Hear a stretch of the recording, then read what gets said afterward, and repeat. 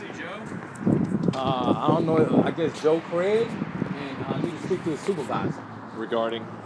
Regarding the FBI calling around, defaming my character, slandering my name, saying that I'm traveling around the country, that I'm conning people, that I'm a con artist, that I'm not a real minister. These are some of my customers right here. And they're calling and harassing my customers and telling them that I'm a crook. Why would they do that? That's why I'm here to find out. Okay. Do you know Joe personally? I don't know who this guy is. Okay, what I would do is this. I would call the main switchboard here, have them route you to his extension, leave a message that you want to meet with him at some point. Right, his phone doesn't go to voicemail. It just rings. I let it ring for about 3 straight minutes. It didn't even go to voicemail. Okay, well, we'll get him the message that you came in, but he's not here, otherwise we'd have him come talk to you directly as opposed to me what about his supervisor? His supervisor I don't think is here either. So when would him or his supervisor be in? Because I need to get this situation rectified because I don't like nobody defaming my character. Who is your witness that he's doing these things? He calling them. He's a witness. And my nephew John. And how do you know that he's actually the one calling you, telling you this? He left his name and message, and he's talked to him. How we know it's him? It's called from this number. Yeah. Called from this number. Okay. I can let you listen to one of the. Okay, sure. I mean, I'm not a supervisor, and if you want to make a complaint against him, that's one thing. Right. You know, that's you're always free to do that. But I'm just curious. It doesn't make any sense to me why. Right. That's what I'm trying. This from Illinois. This my nephew in Illinois. Right. He put a screensaver. John Hicks from Illinois, right here. And he said, "Oh, I'm calling him now. This is on my." Yeah, where you can see. Was there a message left in your phone? Yes, was left on this right here. My nephew.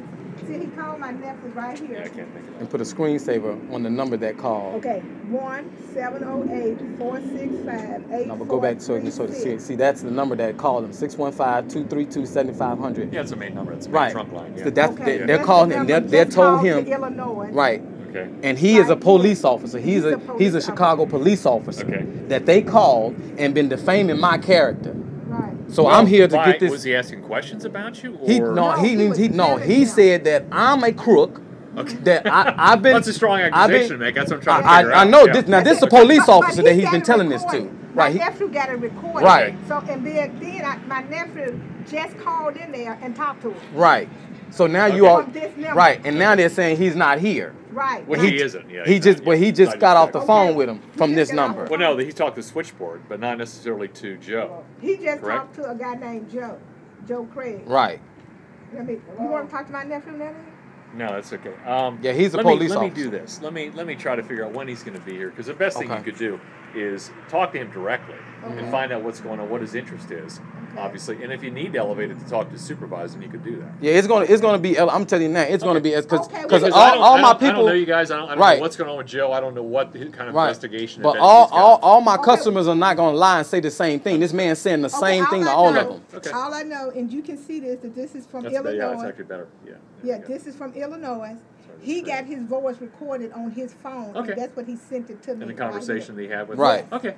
Right. Well, again, that's something that to bring up and say, right, because there's legal implications that's going to come from this, because I am an attorney in fact, and I don't like nobody. Yeah, you're always free to pursue whatever legal remedies you feel are appropriate. But so. I mean, I'm just trying to figure out why would an FBI agent do that. I have no explanation, and he's a task force officer. He's not an agent. I'm an agent. He's a task force officer. Okay. So he's working with the local municipal, whatever is state, local, whatever, and they're taken onto our task force and they work with our guys. Because see, what it seems to me is that he's in cohorts with some of these judges here, because I got a lawsuit against. There's something pending. Yeah, it's pending. Okay. Against several. Again, civil suit. Right, civil suit against several of the judges and DA and all that. So I don't know if he's working with them to try to harass me, harass my people. But he's gonna stop. Okay. Okay, Daddy, my nephew got the voice recorded and everything, and he's in Illinois. Okay, yeah, just tell and him that's that. Okay. He's a police officer too. All right, what I would do is, best thing I could do is have you call back in. Okay. And ask to talk with the Squad 7 supervisor. Squad 7? Squad 7, because that's who manages the group that he's under. Okay. And then just basically try to feel this out. And be reasonable, because he doesn't know what's going on either, no more than I did. So do the best you can. Well, I mean, he's the one that contacted my people and saying this stuff about me. So that's why I'm here to try to get. Good luck. I mean, I know it's a mess, but just try to work through it. Okay. Okay. All right. What was his name? Oh, yeah. What was your name, sir? Yeah, John. John. I'm just a duty agent this afternoon. So. Okay. All right. Appreciate it.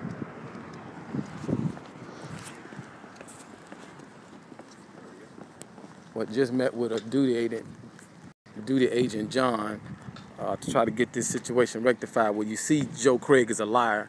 One of my customers in Chicago, who is actually a police officer, John, one too long got to talking to him on the phone. Now they're saying he's not here. You know, he's afraid to face me because he know what he's done. He know he's lied, and I came in to confront him, come to their office in their face to confront him, and he couldn't even come down to come see me.